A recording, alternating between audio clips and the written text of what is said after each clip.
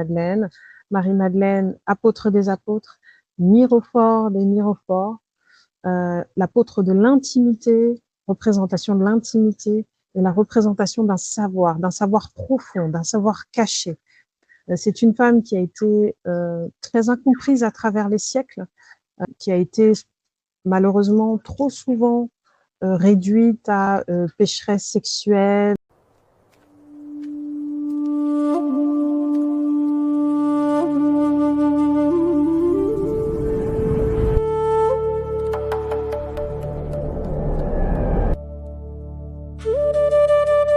Continuer comme ça pendant des heures, mais ce n'est pas l'objet de la vidéo.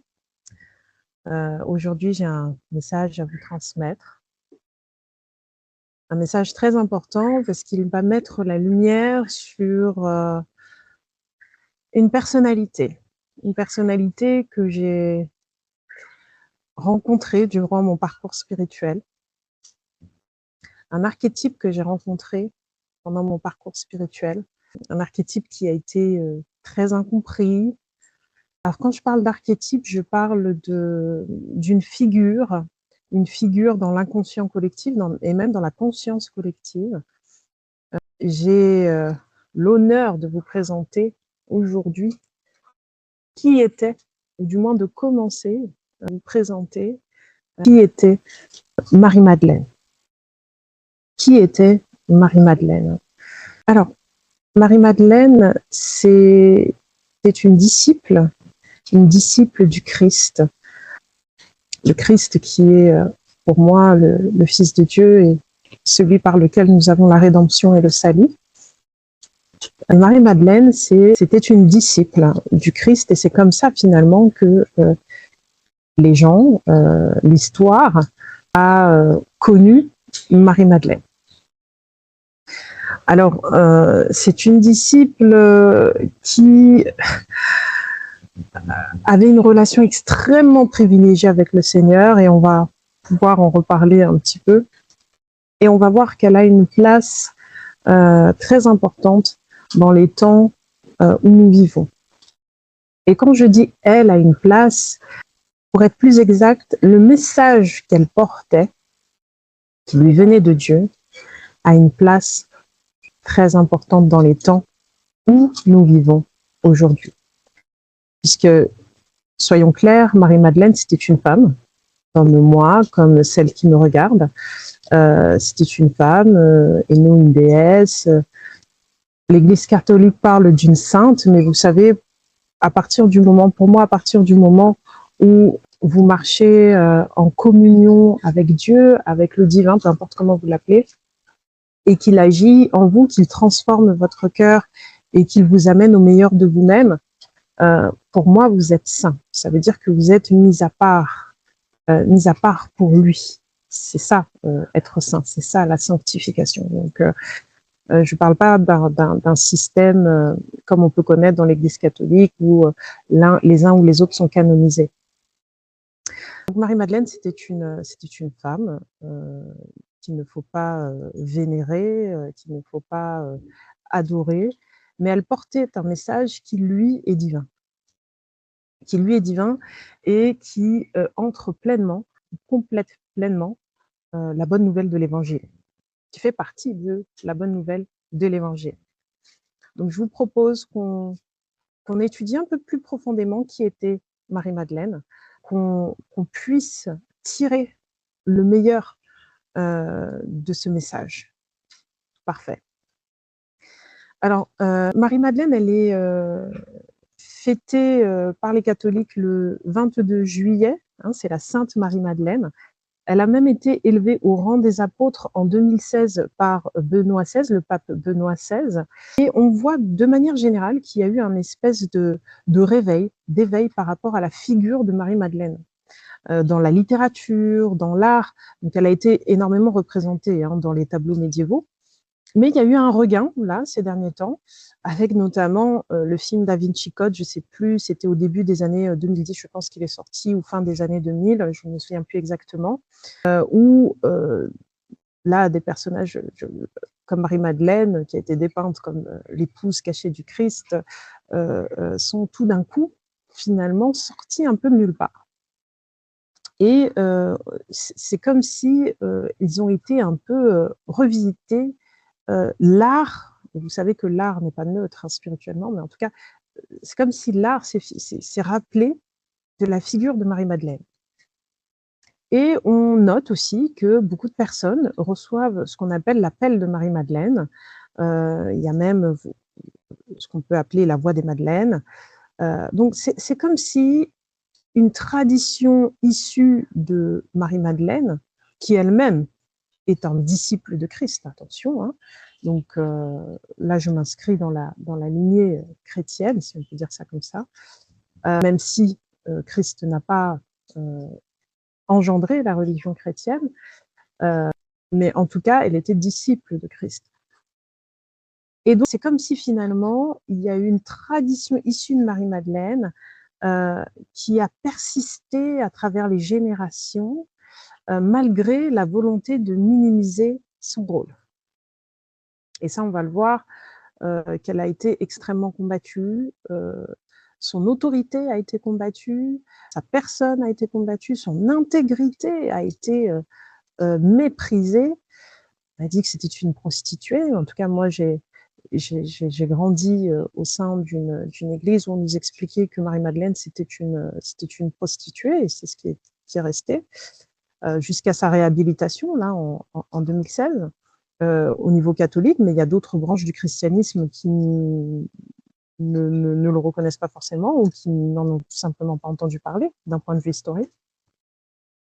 Donc, c'est une figure également très mystérieuse, très, très mystérieuse, mais on va en revenir. Donc, côté occidental, il faut savoir que dans les écrits, dans les évangiles, on considère que donc Marie de Magdala, d'où le Madeleine, Marie de Magdala, Marie de Béthanie et Marie, la sœur de Marthe et de Lazare, sont la même personne. D'accord? Sauf que, comme il y avait des tas et des tas de Marie, pour les distinguer, on disait, bah tiens, c'est Marie de Magdala, donc celle qui est originaire de la ville de Magdala. Marie de Béthanie, parce que même si elle était originaire de Béthanie, sa maison, là où elle vivait désormais, c'était en Béthanie. Et Marie, sœur de Marthe et de Lazare, parce qu'ils avaient des liens familiaux tout simplement. Donc en Occident, on considère que c'est la même personne. Côté oriental, chez les Coptes notamment, hein, si vous allez en Égypte, alors du côté russe, je ne sais pas exactement, mais en tout cas, si vous allez en Égypte, c'est pas la même personne pour eux. Il s'agit de 3 personnes distinctes. Alors, seul Dieu le sait, mais c'est vrai que lorsqu'on lit les évangiles, même si ce n'est pas la même personne, elle renvoie quand même, encore une fois, au même archétype, à la même figure, c'est-à-dire la Marie-Madeleine. Alors, qui est la figure de Marie-Madeleine? Donc, Marie-Madeleine, à l'époque, c'était une femme aisée qui pourvoyait aux besoins du ministère du Christ, qui a accompagné le Christ dans son ministère, qui peut-être même le connaissait un peu avant, qui a, du moins la première fois qu'on en entend parler, rencontré le Christ et a été libérée de 7 démons. Là aussi, ça a été souvent très mal compris parce que on a dit qu'elle était possédée. Et souvent, on parle de péché sexuel, alors que le chiffre 7 a une symbolique très particulière dans la Bible. 7, c'est le chiffre de Dieu, c'est le chiffre de la perfection. Donc, on pourrait le lire autrement. On pourrait lire qu'elle a été totalement et pleinement libérée de toute emprise démoniaque et qu'elle représente finalement l'homme avec un grand H, libéré de toute emprise démoniaque après sa rencontre, après sa réunion avec le Christ. Donc ça, c'est lorsqu'elle a rencontré le Christ pour la première fois. Ensuite, elle l'a accompagné durant tout son ministère, elle le suivait et elle l'a accompagné jusqu'à la croix. C'est-à-dire que vous savez que les apôtres, avec les soldats romains, etc., qui sont venus chercher le Christ, tous se sont enfuis, ont pris peur, mais Marie, maman Marie, la mère de Jésus, et Marie de Magdala, avec l'apôtre Jean, l'ont accompagné jusqu'à son dernier souffle. Jusqu'à son dernier souffle. Donc c'est l'apôtre de la proximité. C'est, alors je parle d'apôtre, on va y venir très rapidement. Donc elle l'a accompagné jusqu'à son dernier souffle, et même après sa mort, elle a fait partie de celles qui ont continué à vouloir prendre soin de lui en apportant des onctions, des huiles, des aromates pour prendre soin de son corps. Donc c'est Marie de Magdala, c'est quelqu'un qui a suivi le Christ durant toute la durée de son ministère, qui était proche de lui durant toute la durée de son ministère, de sa mort, des moments les plus compliqués qu'il a dû vivre et même de sa résurrection. Donc, c'est pourquoi il a été donné à Marie de Magdala, donc, ou à Marie-Madeleine, le titre d'apôtre des apôtres. Alors, c'est quoi un apôtre? Vous savez que c'est le nom qui a été donné aux 12 disciples que Jésus-Christ a chargé de prêcher l'évangile à travers le monde. Mais littéralement, ça veut dire celui qui prêche la bonne nouvelle de l'évangile. Et celui qui est le premier finalement à arriver dans une contrée et à prêcher l'évangile. Et Marie-Madeleine, finalement, a été la toute première, déjà à voir le Christ, mais au-delà de ça, à transmettre la bonne nouvelle aux apôtres. Alors au début, ils n'ont pas cru. La Bible nous dit qu'ils ont pris pour ces paroles pour des rêveries, pour vous dire.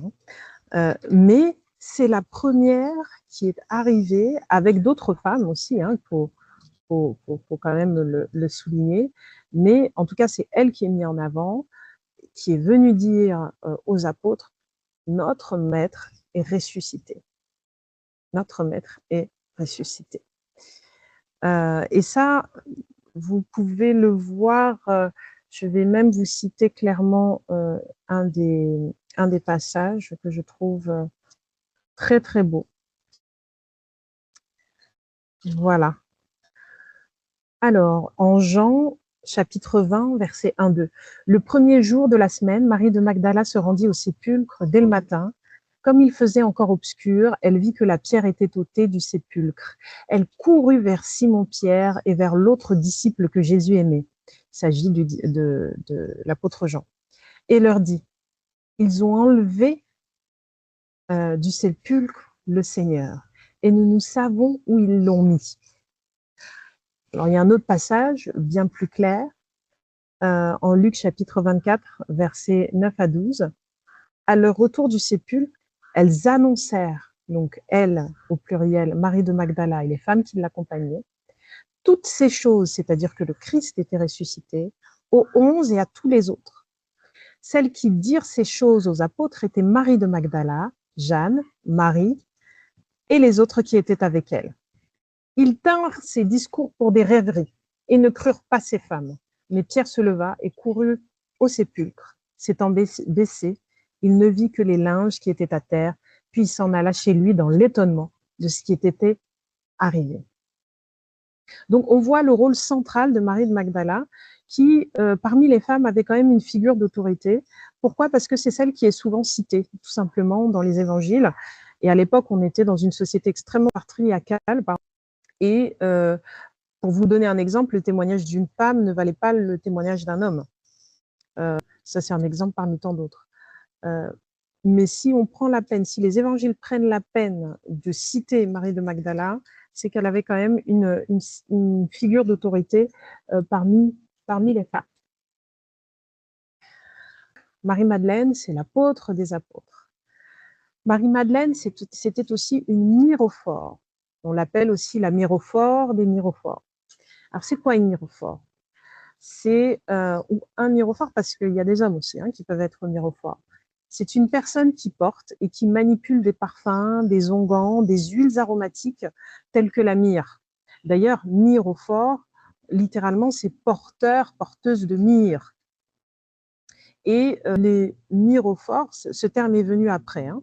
Les myrrhophores, donc c'était des personnes qui accompagnaient les gens dans leur passage cruciaux de vie, donc à la naissance principalement, à la puberté et à la mort, au moment de la mort.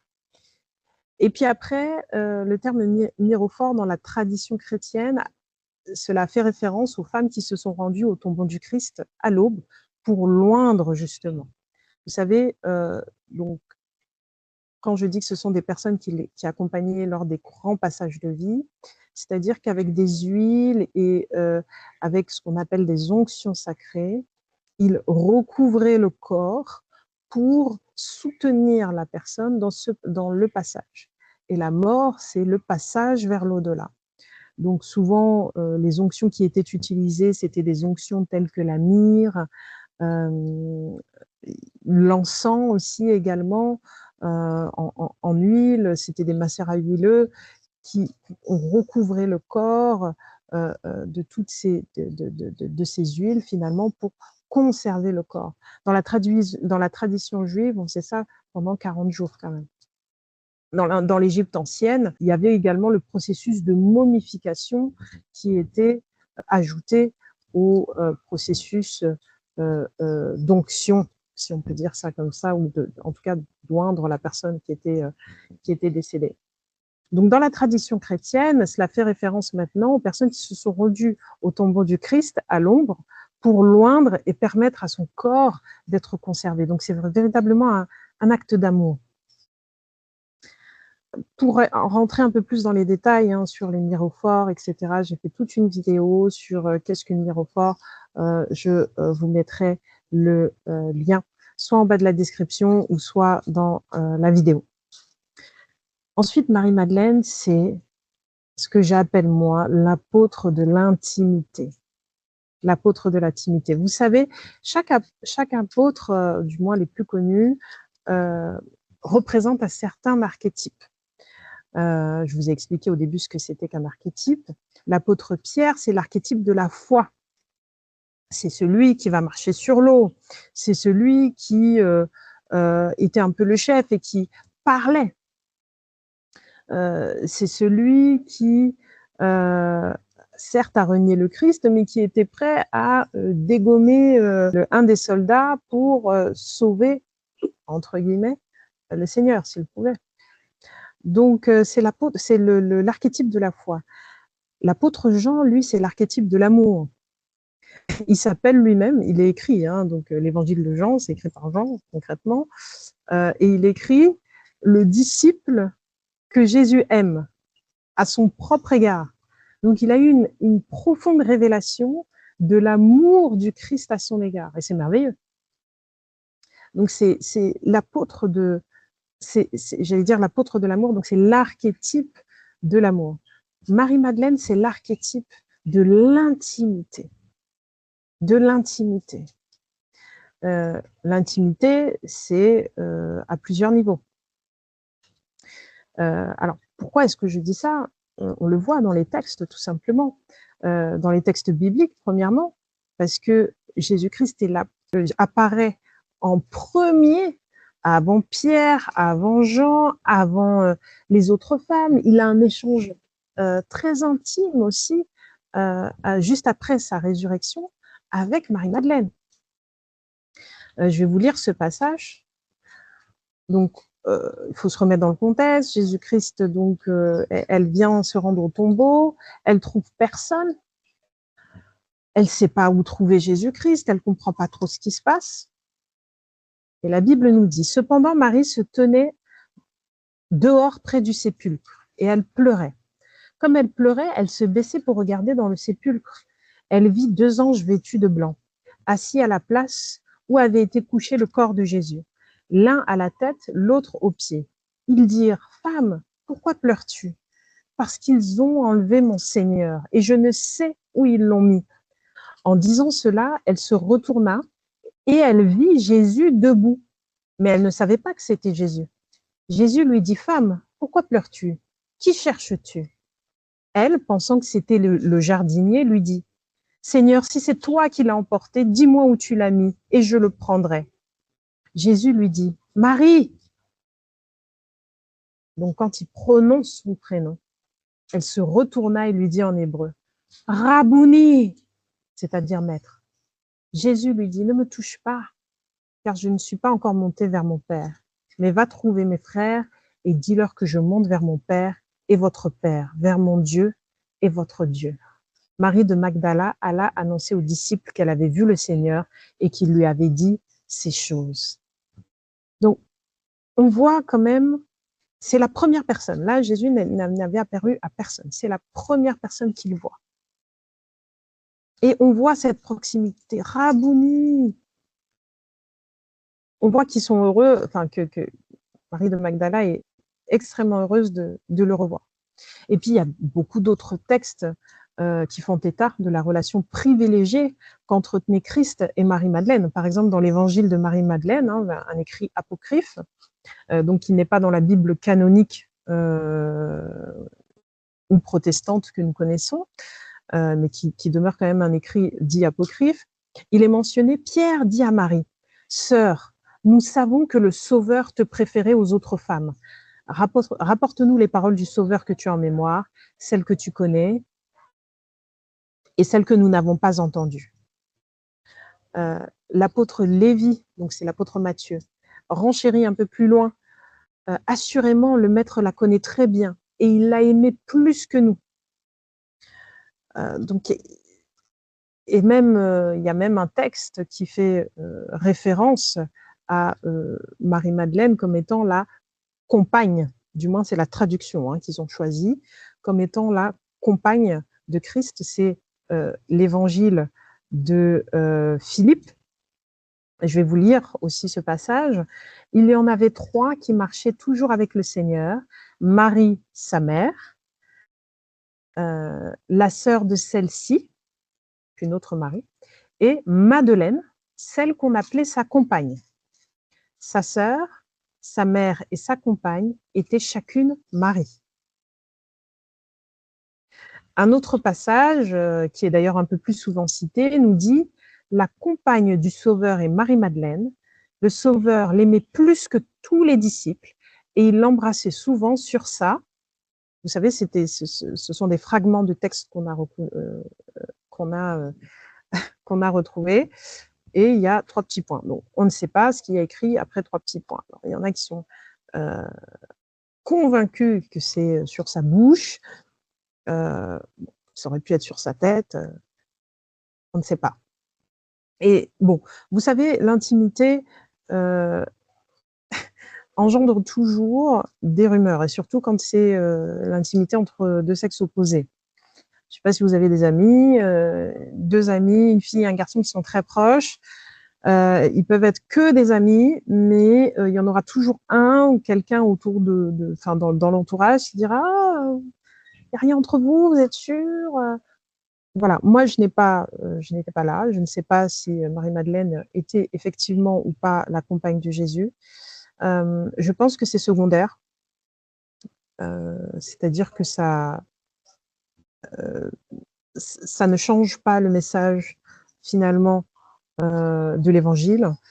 Mais bon, c'est comme ça, donc il y a des rumeurs, etc.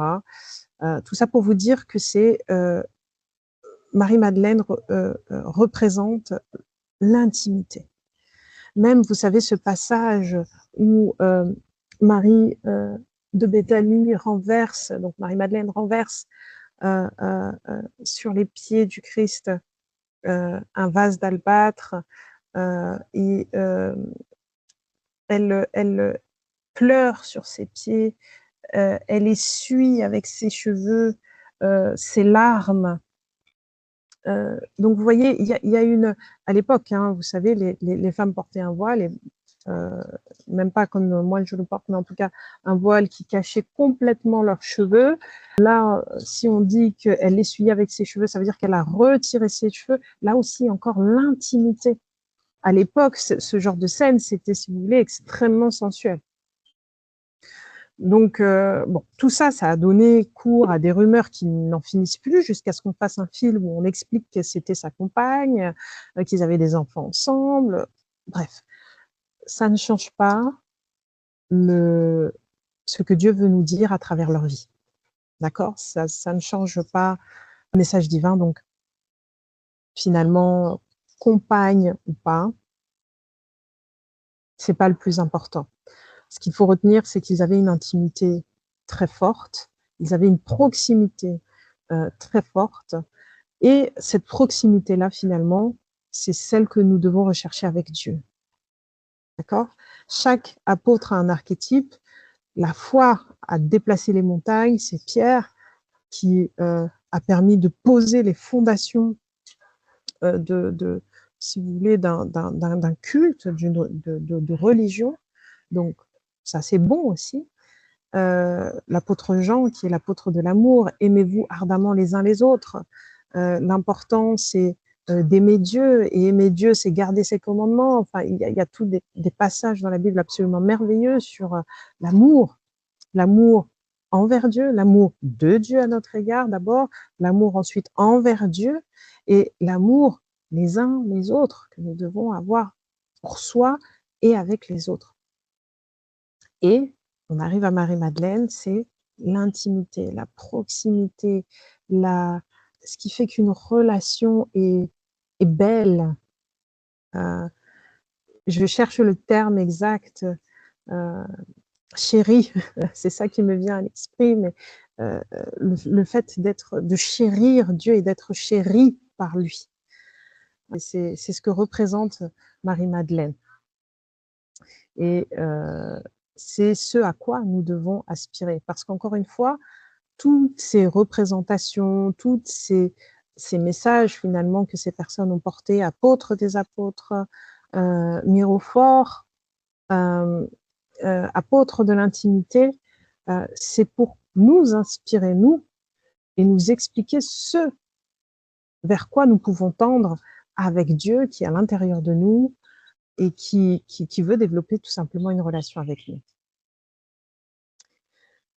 Et enfin, Marie-Madeleine, c'est l'apôtre du savoir. Pour être plus précise encore, c'est le symbole d'un savoir ésotérique et caché. Marie-Madeleine, c'est la disciple la plus assidue. C'est celle qui comprend le mieux. Vous savez, Jésus parlait toujours avec des métaphores. Et la plupart du temps, la masse ne saisissait pas ce qui était raconté. À l'époque contemporaine du Christ, la masse ne saisissait pas ce qui était raconté. Même quand il disait il faut que le Fils meure et ressuscite, ils ne comprenaient pas. Ils ne comprenaient pas. Ce n'est qu'après qu'il soit effectivement ressuscité, etc., qu'ils ont compris déjà ce premier niveau, on va dire, de lecture. Mais Marie-Madeleine, elle se distingue et de la masse, et des disciples, et des 12 apôtres. Elle se distingue de tous par une capacité à saisir l'insaisissable, une capacité à saisir l'ésotérique, ce qui est caché. Ça, on le voit aussi encore dans pas mal d'écrits apocryphes, et notamment un écrit Pistis Sophia, où vous avez Jésus-Christ qui questionne ses disciples sur certaines questions métaphysiques, etc. Et Marie-Madeleine saisissait tout. Elle saisissait le sens littéral, le sens caché derrière le sens caché. Et même le Seigneur s'émerveillait en disant « Béni sois-tu, Marie-Madeleine », et qui loue finalement sa perspicacité. Alors, là aussi, ce symbole d'un savoir un peu caché a engendré beaucoup de choses. Par exemple, il y a beaucoup de courants qui reprennent Marie-Madeleine parce que, bon, d'un côté, vous avez l'Église qui a refusé l'héritage de Marie-Madeleine parce que un peu difficile à saisir, un peu difficile à comprendre. On a voulu minimiser son rôle et voire carrément la faire disparaître. J'ai fait une vidéo sur l'antagonisme entre Pierre et Marie-Madeleine sur deux visions finalement de la religion qui s'opposent, mais qui sont complémentaires, qui devraient être complémentaires, et qui a donné lieu, si vous voulez, au rejet, au mépris de ce que Marie-Madeleine pouvait apporter. Même si je pense que ils n'ont pas pu le rejeter pleinement parce que me voilà aujourd'hui et d'autres personnes absolument merveilleuses qui portent ce qu'on appelle la voix de Marie-Madeleine. Alors, on pourrait rentrer dans cette vidéo, dans ce savoir ésotérique un peu caché, mais il nous faudrait, je pense que je pourrais rester pendant des heures pour vous expliquer tout ça, et même moi-même, je ne suis pas détentrice de tout ce savoir absolu, mais en tous les cas, et même elle-même, je pense que lorsqu'elle vivait, Marie-Madeleine, encore une fois, c'était une femme, donc elle n'avait pas toute la mesure forcément de ce savoir divin. En tout cas, ce que vous pouvez retenir aujourd'hui, c'est que Marie-Madeleine incarne ce qu'on appelle le pôle féminin de Dieu, ce que j'appelle moi le pôle féminin de Dieu. D'autres personnes l'appellent le féminin sacré. C'est la représentation du féminin sacré. Vous savez que Dieu n'est ni homme ni femme. Dieu est Dieu. En revanche, lorsqu'il crée, du moins sur la terre, lorsqu'il crée, on remarque qu'il crée toujours par paire. Lorsqu'il crée des êtres vivants avec une âme, donc je ne parle pas de la végétation, etc., mais en tout cas des êtres vivants. La végétation est vivante, mais vous comprenez, je parle d'être animal ou de l'homme. Il le fait toujours par paire, avec homme, femme. Et lorsque Dieu a créé l'homme, et on peut y aller ensemble, hein, d'ailleurs, c'est en Genèse chapitre 1, verset 26, si je me souviens bien, on va y aller ensemble. Lorsque Dieu a créé l'homme, il a créé l'homme et la femme. Et je veux vous citer ça parce que oui, c'est verset 26, hein, parce que c'est très clairement dit. Alors, puis Dieu dit, faisons l'homme à notre image, selon notre ressemblance. Donc l'homme est l'image et la ressemblance de Dieu. Qu'il domine sur les poissons, sur les oiseaux, sur le bétail, sur la terre et sur tous les reptiles qui rampent sur la terre. Dieu créa l'homme à son image. Il le créa à l'image de Dieu. Il créa l'homme et la femme. Donc Dieu créa l'homme à son image, l'homme avec un grand H. Et la Bible nous précise, il créa l'homme et la femme. Donc là, on comprend finalement, si nous sommes l'image de Dieu, si l'homme et la femme est l'image de Dieu, il existe en Dieu cette, je ne veux pas dire dualité, mais en tout cas ces deux pôles, féminin, masculin, avec ses perceptions, avec ses émanations. Et Christ a parfaitement représenté le pôle masculin, et Marie-Madeleine a parfaitement représenté le pôle féminin. Donc, on aura l'occasion dans d'autres vidéos de rentrer beaucoup plus en détail sur pôle masculin, pôle féminin, qu'est-ce que ça veut dire, qu'est-ce que ça implique. Est-ce que, par exemple, moi, en tant que femme, je ne porte que le pôle féminin de Dieu? Pas du tout, pas du tout.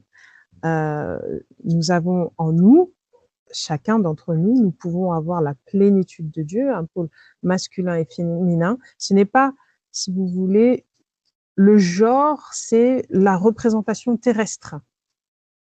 Mais les émanations au niveau de Dieu, ce sont des caractéristiques.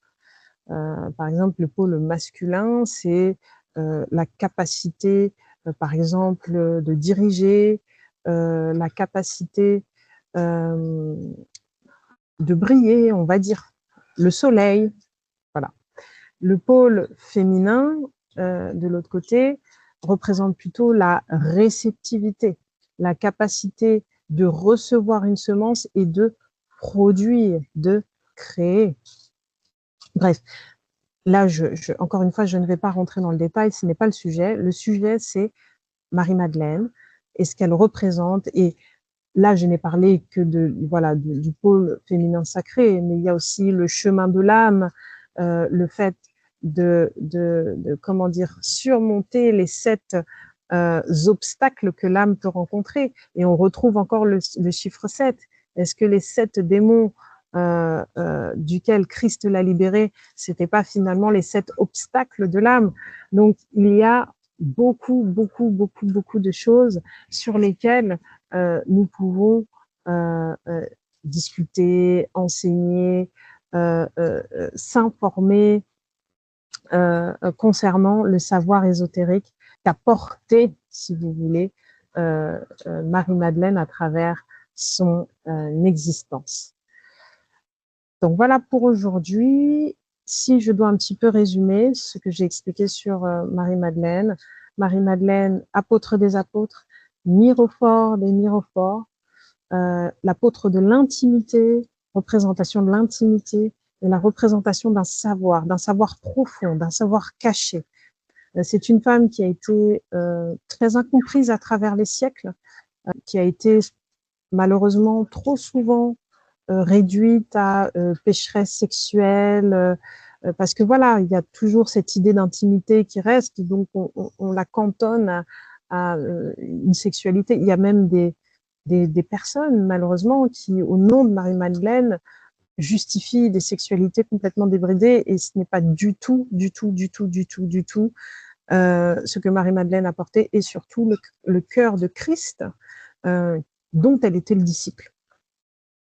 Donc c'est une femme très incomprise, mais son histoire regorge de trésors que Dieu nous invite à découvrir. Elle correspond désormais, sa conscience, le message qu'elle porte est fait pour un temps comme celui-ci, le temps de l'Apocalypse, le temps de révélation. Et je suis heureuse de rechercher, de découvrir ces trésors avec vous et de grandir surtout en intimité avec notre Seigneur Jésus-Christ, avec notre Dieu. C'est ça l'important. Sur ce, je vous souhaite une excellente journée. Je vous donne toutes mes bénédictions. Nous allons prier ensemble et nous concentrer afin que tout ce que nous avons reçu aujourd'hui, nous puissions l'ingérer pour nous-mêmes, le pratiquer pour nous-mêmes, et que finalement la conscience que Marie-Madeleine portait, nous puissions nous aussi la développer pour une plus grande intimité avec Dieu.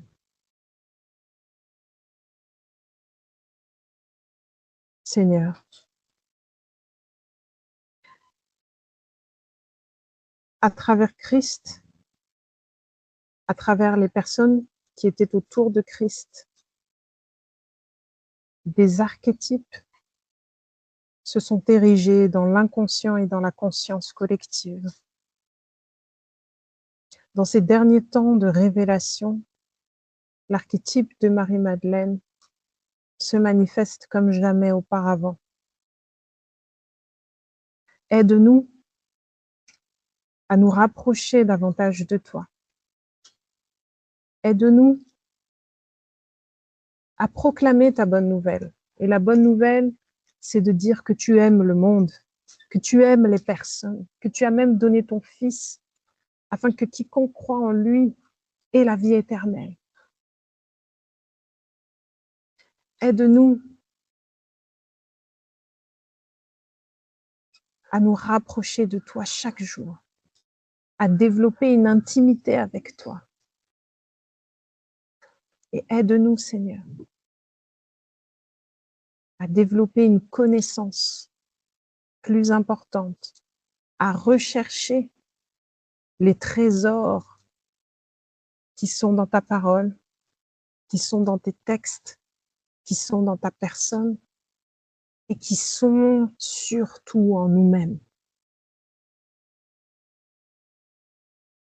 Merci pour ce que tu vas faire et merci parce que nous savons que nous sommes guidés par toi et ton Saint-Esprit. Dans le nom de Jésus-Christ. Amen.